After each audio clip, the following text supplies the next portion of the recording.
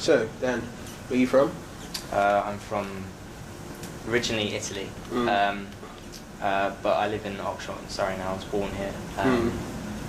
My mum's Scottish and my dad's he's Italian. Yeah, okay then.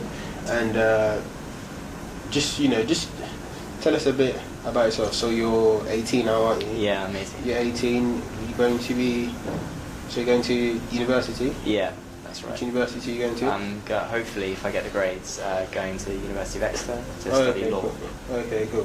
What's the grades? 3 that A's. A1. 3 A's. 3 A's. Yeah, it should be able to go. But anyway, okay, so tell us a bit about your childhood then. Well, for sure, I found I'm very dyslexic, so I found sort of school subjects very hard, and I couldn't read until I was like 8 or something. So really? It was really, wow. It was quite bad. But obviously, I trained myself, and I can obviously read now, and I can read quite well. But I think I always thought a lot, because I'm dyslexic. I thought much more differently to other people. What do you mean by that? Like you thought differently? Well, I don't really know how to describe it, but the way I sort of view something, the way I look at something is completely different to someone else. Like if someone's like, an example, if you see a table and someone asked you, it's a table, 4 legs, that's it, someone said, how could you make money off that? A lot of people would say, oh, sell it to a restaurant or something like that. Yeah. What I would do was I would chop off the legs and use the legs as stilts, and then get people to pay to use the stilts, walk along, and that would be my business. Recurring income. Yeah, exactly. It's recurring income. Whereas if you just sell the table to restaurants, that's it. You lose it. And then I would also sell the actual table bit. I'd use that as a ramp for people in wheelchairs, things like that. So I'm also helping people, and obviously I'd sell it, for a huge amount, but I'd make a profit on that. I think I've got my next business idea there. Yeah. Okay, so from the time you were born up until 8, you sort of struggled with the dyslexia and everything else. Yeah. And then what happens then? Just take us to when you first, got involved in business. Well, I'd always really liked making money, not so much the idea of money itself, but just I liked making it. I always think that what I really like is making money, and money isn't really the goal, it's just like a way to keep score. A way to keep score? Yeah, as in, Sort of explain that for us. Well, basically, the more money you have, it doesn't actually make you happy, it just shows that you're better at the game. It's like a game, really. Like if you play Call of Duty or something, you get like 10 kills. Obviously it's better to have 50 kills than 10 kills. And if you're running a business, you earn 10 grand a month, it's obviously better to earn 50 grand a month than 10 grand a month. Yeah. So that's my sort of way of keeping score, if you like. Yeah. That's what I really like. Okay, and then from then, so you like the whole idea of making money, and then what's your first venture? Because I know it has something to do with stocks and shares. Yeah, I had little things as well, sort of selling sweets and things like that. But my first sort of real thing would be in stocks and shares. Basically, when I was 12, my dad set up a stock brokerage account in my mum's name, and he just let me use that. And when I was sort of 10, I actually got my own job, delivering papers. Did that for about 2 years. So I remember actually, I used to get paid £20 a week.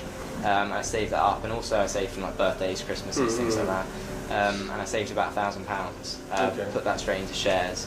Tried to just analyse it, looked at all like price versus earnings ratio, open bids and like all this kind of stuff. And over about 2 years, so about 12 to 14, I turned about £1,000 into £3,000. Oh, nice. Which I thought was quite cool. Especially when I was, felt like a lot of money when I was that age. Obviously, it doesn't feel like that now, but it did at the time. And from then on, I knew that people made a lot of money through websites. I wasn't really sure like how they did it, so I was quite naive. I was about 13 at the time. I just typed in "make money online," and I just went on the first website that came up, and you had these pictures of these guys with like Ferraris with gorgeous women with them, and said, if you follow this program, this will be you. And I thought, I was 13, I was naive. I thought, okay, that looks great, go for it. and obviously it was a scam. I did get scammed. I lost about £1,000 on it Oh, overall, wow. which was a lot. And you were 13, 14 at this age? Yeah, about 13, 14. Wow. And so, like, how do you feel after that? Do you feel okay? Well, obviously, at the time I was really annoyed. Obviously, Yeah, because it was a lot of money. Because it took me 2 years to make, that money. Obviously, I still had some in shares, but it's a bit more complicated. But I used to get dividends. I used to sell some, so I managed to get money through that. That's good. But I realise now that was probably the best thing that happened to me, because I'd rather lose sort of £1,000 now than like £1 million when I'm like 30 or something. It's much better to because now I have the experience that hopefully won't happen again.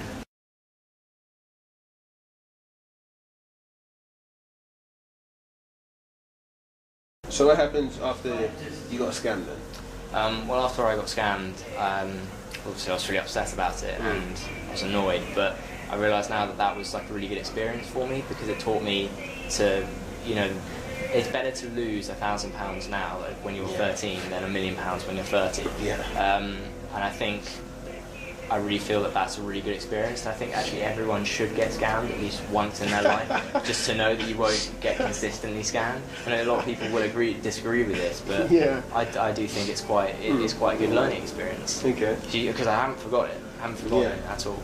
Okay. And then you go on to actually turn that into an actual opportunity. So you can make. That comes back to my dyslexia, where I think differently to other people. So I turned a negative into a positive by reviewing these make money online sort of scams. Not all of them work, obviously, and I got money from advertising, affiliate marketing, and various other sort of monetization reviews I did. Okay then. Well, these guys should all shut up. Anyway, okay, so what's the next actual, official company after the website? It would probably be search engine optimization, because I realised that I was actually quite good at that to do with the websites, because I got them to the top of Google, and I had people coming to me and saying, say, how did you get to the top of Google? And I thought, oh wow, I can actually make a business out of this. So I started doing that. The thing I didn't really like about that was that I was putting all the effort. All the sort of onus was on me. I didn't have any employees. I was getting, a good salary, for like a 14-year-old. It's a lot of money, but I was doing all the work, and it comes back to sort of, people who work in the city, work 14-hour days, and £100,000 a year. But at the end of the day, you have to look at quality of life and work-life balance. Yeah, that's very true. That's very true. Okay, so after that, when you realise, it's not really all fun doing all the work yourself. Yeah. What happens afterwards? Well, I just started employing other people, seeing, and I found that if I charge, say, £20 an hour, I'm not saying I did, I'm just using that as an example, and I got someone to do the work for £10 an hour, I was basically getting £10 an hour free, which I thought was great, and I thought, wow, so this is actually what business is. Yeah. And you realise that what I was actually doing before, I wasn't really running a business, I was being self-employed. That's quite true. Yeah, which I thought was quite interesting, and that's what I try and tell people now. Run a business, don't be self-employed. Yeah, exactly. Okay, so you've taken that sort of ideology into the many companies that you run now. So what was the first company then that you actually practiced that ideology? It would be the SEO company. The SEO company. So you basically got a lot of people to do that, and you did nothing. Well, I didn't do nothing, but I sort of managed them. But yeah, like anyone. I mean, I managed them and made sure they did the work right, and obviously, it's good. I had good people. That's the thing. That's the trick to any company, is actually just to have good people. How did you find them? Through a company, a website called Elance. Check it out, Elance. Yeah. Yeah. And it's basically just, I'm sure you've probably heard of it, but it's basically just a website which allows people to post jobs that they need doing, and other people to post their CVs, a bit like monster.com. Places like that, and I found people through that. Obviously, I hired people who were quite cheap initially, because I didn't earn that much money. But now, when I'm sort of earning a bit more, I can afford better quality, and obviously with better quality, you get people more reliable and some more loyal as well. So that works out quite well, actually. Okay, and at this age, you're what, 14, 15 around there? Yeah, about that. Yeah, 14, 15. Okay, so that's 3-4 years ago, and since then you have built a portfolio of about 10 companies. Yeah, it's gone up quite a lot. And can you remember actually all the 10 companies? Let's go through all 10. All 10? Yeah, all 10. Let's start off. Didn't realise I was going to be on the spot like this. No, it's not the spot stuff here. There's a conference school company, there's a juice company, there's a mattress company, there's a lawnmower company, water purification company, search engine optimization company, losing track, vending machine company. That's 7. Do you know what RVs are? American thing. Stands for recreational, bit like caravans. Yeah. We've got one of them. Well, the other 2, I've got the shares one. I still count that one. And also the last one is actually basically a school which I'm running, which is to teach people how to build businesses and become entrepreneurs and basically become sort of not rich, but be able to afford the lifestyle that they want without having to work 14-hour days in the city. Is it a physical thing? Is it like a physical school there? Or? No, I don't. I don't believe in having huge buildings because I'm not going to be there the whole time. And, obviously, it would cost a huge amount of money. Yeah, and no, it's basically it's quite informal. I mean, they do pay me obviously, and but basically what I do is they charge. I charge them. Say £10-20 an hour, whatever it is, for a lesson. I tell them about what they can do. I'm always on call if they need help, advice, and I basically become a bit like Dragon's Den. Actually, I become a shareholder in a business that they've set up.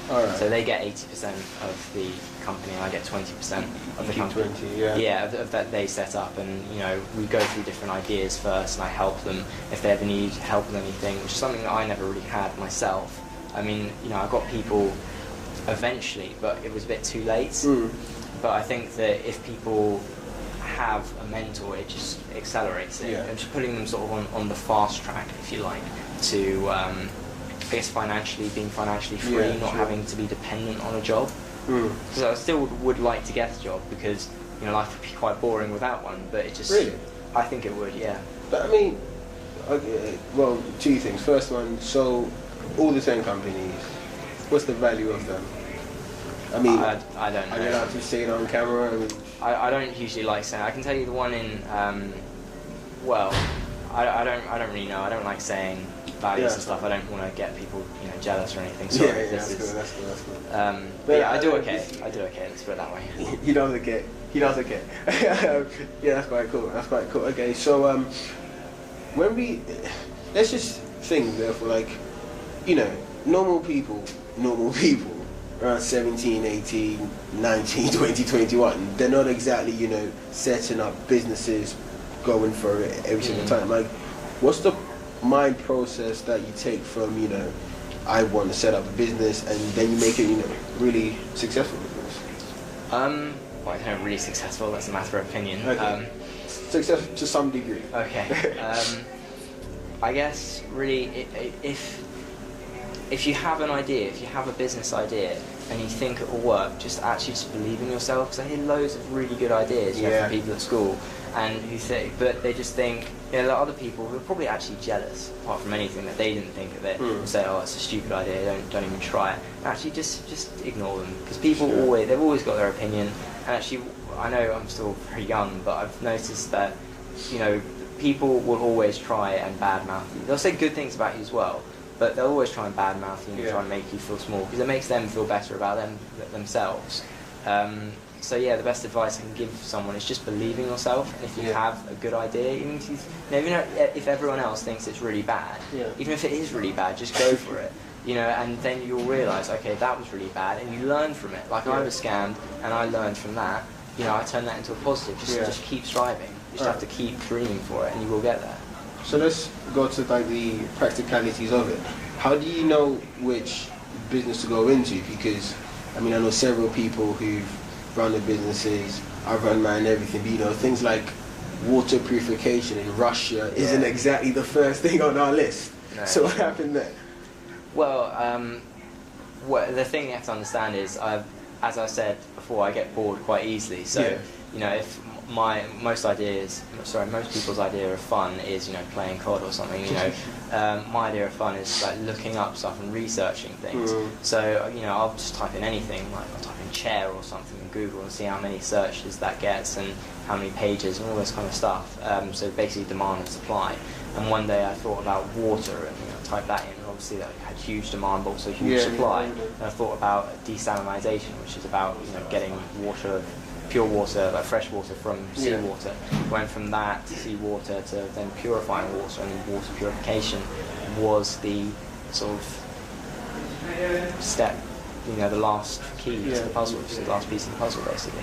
So you're telling me, so are you saying anyone can do this then? So you're saying absolutely anyone can just type in something. So what happens? So so something like the water filtration one. Now, do you actually own a piece of land that actually, and actually own a company that does that exact thing, or what role do you play in that? Well, like with most things, I don't actually, because no one really knows me. I like to keep it that way because I don't, apart from sort of trying to inspire people to be entrepreneurs, I don't really like people knowing my businesses and things like that, because I'm scared that they might, try and ruin it and ruin my income stream, things like that. Because people can be horrible. Basically. People get jealous. Yeah, exactly. People get jealous. But what I usually do is I team up with a bigger company, and I basically use their name and basically provide the service. But customers think they're getting it from them. From them. But it actually is from me. So, and you discovered that sort of way to do stuff. Like, how did you sort of discover that way to do stuff? I think it was just I've read loads of business books and just loads of stuff about What's that. your favourite book? Favourite business book? Favourite business book, yeah. I'm not sure actually. That's a tough one. Probably Good to Great. Good to Great. Yeah. I haven't heard of that one. Who's that? That was I can't remember the author's name, but that was in 2003. And basically, it was really interesting book. It compared two massive companies and how one did better in like over 50 years, and one just went bankrupt. Oh, wow. And I don't think they use this as an example. But about Kodak and Nikon. Yeah. And I don't know if I should say this on camera, but there's no. Oh, okay. Well, how Kodak, I don't know if this is completely right, but Kodak went bust. I remember reading that, or it was in administration or something. And Nikon's just gone up at that, and they made the same comparison. I think they did it with like Hollywood films or something. Oh, right, okay. I think that's the way they did it. But it was really interesting. It went back to sort of my original point about how people within a company need to have good people. Even if you pay them quite a lot, it's much better to have one really good person who does a really good job than three really bad people who do really bad jobs. Yeah, I mean, that's quite true. When the magazine got the chance to interview Richard Branson, I think he spent about 15 minutes talking about the people. I mean, this guy's worth billions, and he's actually just saying, what's most important is the team. Yeah. I think, as you said, that's quite important. Actually, speaking of Branson and other people like that, let's talk about role models. Sure. Before this interview, you told me one of your role models is Steve Jobs. Why is he a role model? What sort of advice would you give to young people about role models? I think I'll answer your first question, which is why is he my role model? I'd say basically because he came from nothing. I mean, he was adopted, and his parents weren't particularly wealthy. And to build something, people don't really understand this, but to go from, it's quite easy, not hugely easy, it's much easier to go from, say, like 100 million to a billion, than it is to go from nothing to, a billion, obviously. Once you have money, it's quite easy to make more money. But if you start off with no money at all, it's very hard to sort of build up, and to build up such a huge amount of money. And I think, before he died, unfortunately, Apple was like the most valuable company in the world or something, which is just incredible when you think about it, from a boy who was adopted, who didn't, know his biological parents at all, really. I think that's a really sort of incredible thing to do. I think it's incredible. It makes you think, doesn't it? Sorry? It makes you think, doesn't it? Yeah, it really does. It really does. It makes you also appreciate a lot of things and the sacrifice that people do. Because I remember I read his biography, and I thought it was really good. And I thought that basically how his sort of real dad, not his biological one, but his adopted dad, sort of helped him with sort of engineering and creating his original sort of electronics and stuff.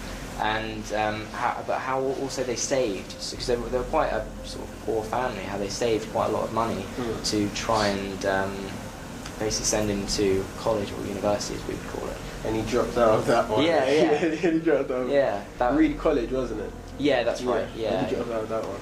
All right. So then the second question then. So how about for young people and their role models? I mean, when we speak to various other young people, they say, you know, they have certain role models. So a couple of people's role models are like, I don't know, Donald Trump or something like that. And the main thing is because, you know, he's stinking rich, etc., etc. What would you say to like choosing your role models? I think I would say to young people choosing their role models, I'd say choose wisely. Don't just choose the first person, you know, to just see them on TV or something. I think get to know them as a person, but also don't expect them to be, you know, Superman. Yeah. Because, you know, as I said before, one of my role models is Steve Jobs, still is. And I didn't realise that he, you know, smoked dope and things like that. And when I first read that, I thought that was really, you know, God, that was my hero. How could you possibly do that? Yeah. But when you realise, you know, at the end of the day, all these people, they are just human beings like us. You know, there's not much difference. I mean, he's worth billions. You know, we're not. But that's, at the end of the day, we are both people. We make mistakes. And I think you just have to, with your heroes, you just have to look at the overall picture. Yeah. And not, you know, you have to realise that they make mistakes too. No one's perfect. In terms of the journey so far, what's been the highlight of the journey so far? And then after that, of course, we come to the incredible lowlights. But sure. Let's start with the highlights. The highlight, probably. I don't know. Probably just saying that I have 10 companies. That's, you know, and having people. I had a client who actually nominated me for the Young Entrepreneur of the Year award. Yeah. Did you win that? No, I didn't. I didn't. Actually. You didn't? No, I didn't win it. I mean, I saw on LinkedIn that you've won quite a fair amount of awards. I've been nominated for a lot of awards. Yeah. For them. Okay. Yeah. A lot of them are done in December, so you get called out. So I don't know if, you know, I'll win yet. But I put them on there so that people will hopefully vote for me when the time comes. Yeah, because I think it's quite soon actually. I think it's about August, September it starts. So yeah, so that's when the voting starts, and then December's the prize giving. You know, I don't think I have much of a chance. I'm against, you know, some really incredible people there. But 10 companies. Yeah. Okay. You're doing pretty well. Okay. Anyway, probably that, having like clients tell me how good the business is and how much they appreciate the service and the quality. That would probably that's what makes my day really. That, you know, I bring value to the customer. Okay. How about the lowlights then? Getting scammed. That was annoying. I didn't like that at all. It was beneficial in a lot of ways, but, you know, if you ask me, did I really enjoy that? No, of course not. Did you enjoy getting scammed? No. Okay. So how about, you know? So what else can we expect next from you then? I mean, I pretty much think, you know, if we interview you in about a couple of years, Lamborghini, because I know your favorite car's a Lamborghini, isn't it? Yeah. Presume you get that soon. But so what can we expect from you then? What can we expect from you then? What's my next plan? Yeah. Well, it's funny you mentioned that actually. In hopefully 2013, I'm actually opening up a restaurant. Okay. In Japan. What? In Japan? Yeah, Okinawa. So is that like a physical one? Yeah. This would be. We have other physical ones, but I don't really count them because they're not like, you know, they're jointly owned, things like that. But this one would be solely mine. I don't know. I haven't decided whether I'll rent the property or, you know, buy it. Probably rent initially, then if it starts making money, maybe buy it. And then buy it. But the restaurant is actually a fusion restaurant, so it basically combines actually Eastern and Western tastes and things like that. So for instance, in Japan, you know, obviously sushi, but I'm using that with different things. I'm using it probably sounds disgusting. I've tried some of it. It does actually taste quite nice. You have like different types of fruit with like wasabi and things like that, and soy sauce and things like that. It's actually it it sounds like it shouldn't taste nice, but it actually does. It actually tastes quite nice. Okay. So yeah, I'm not sure if I will. You know, it's just an idea right now. You know, I've been investigating it, but hopefully, I mean, if we get the funds, it should be. Yeah. Okay then. And as we do with all of our interviews, we just ask, you know, any last words for the audience here. I mean, I know you've said things like believe in yourself when it comes to things like that, but if someone was to run up to you in the street and ask, you know, what's the one thing that has made you who you are and made you, and I will still say, so successful, you know, what's the one thing then? I would say it's a tough one. Probably the fact that I never gave up. Probably just don't ever give up. Really. That would, if you know, it comes back to, it's probably the believing in yourself bit. It's just, if you keep, I just really believe that if you really want something, you know, no matter what it is, you know, you can just do it. If you set your mind to it, you can do it, and just try. Just you will get, you know, burned like I did. I got scammed, but at the end of the day, that's kind of what life's about. Life is hard. You're gonna get some knocks along the way, but hopefully you'll get some, you know, good stuff as well. Yeah. So if someone did say that, if someone did run up to me and say, you know, what's the one thing that I could do, instead just go for it. Just believe in yourself and try. Okay. I know a lot of people, you know, will probably not like that because it's not what I want to hear, but yeah, that's what I truly believe. That as long as, you know, you just absolutely focus on going for the goal, then you should get it. Yeah. You should get it, shouldn't you? And I mean, also, just something to add to that is, if, for instance, say you have a goal, say it's a monetary goal and you earn £100,000, you know, if, say, you earn £85,000, you've still done really well. You've done amazingly well for that, and you shouldn't be, you know, beating yourself up because you know you didn't get £100,000. You still got £85,000. Even, you know, if you set a goal of 100,000 and you made 20, that's still really good. Yeah. So just keep doing it, and you know, if say you did set a goal of 100,000 and made 20,000, you know, then set a goal of 100 million, you might make 20 million. You know, that's kind of the way I think about it. Not necessarily true, but that's the way I like to believe the world works. There you have it, the way the world works according to Dan. Because you don't really like me calling you Daniel. No, that's too posh for me. According to Dan. So yeah, this has been Entrepreneur Express with Entrepreneur Stories. I think I'm being serious. I think the next time we interview you, you would come up in a Lamborghini with, I don't know, with the gorgeous woman. I don't know. If you say so. But yeah, thanks so much for being on this. Yeah, it was nice to talk to you. Thanks so much, man. So we're out.